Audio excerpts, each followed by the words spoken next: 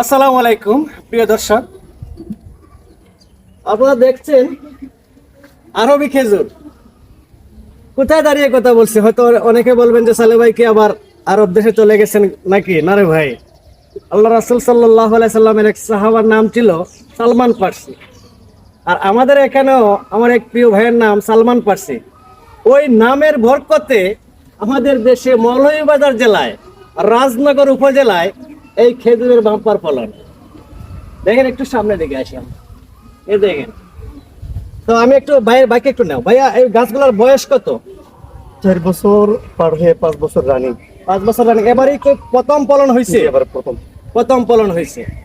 এই এই জাতটা সম্ভবত মারিয়াম খেজুর বলে দেওয়া হয়েছিল। আর খেজুরের গঠনটাও এরকমই আমার কাছে লাগতেছে। তবে প্রিয় দর্শক, একটা বিষয় এখানে যে মাংস যতটুকু থাকার কথা খেজুরে এতটুকু নেই, বিচিটা একটু একটু ভরো লাগতেছে। প্রথমবার যেহেতু আসছে, আমরা গাছে ট্রিটমেন্ট করব, দেখি পরবর্তী সময়ে খেজুরের সাইজটা ভালো হয় কিনা। যদি নাও হয়, তারপর মহান আল্লাহ সুবহানাহু ওয়া তাআলার দরবারে লক্ষ কোটি শুকরিয়া যে আমার দেশে কখনো এইভাবে বসে খেজুর পাড়ার মতন তৌফিক আমাদের হয় নাই। একমাত্র বিদেশি জাত, এই কারণে এটা সম্ভব হয়েছে।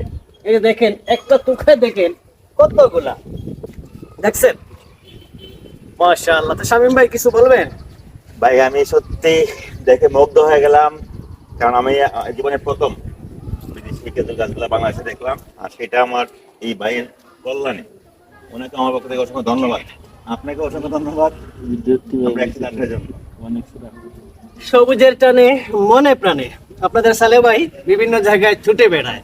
এর মধ্যে প্রিয় ভাইরা, সালে ভাই শুধু অনলাইনে কাজ করে না, আর্নিং করার জন্য। তার লক্ষ্য একটা, বাংলাদেশের প্রতিটা জেলায় যেন সবুজায়ন গড়ে ওঠে।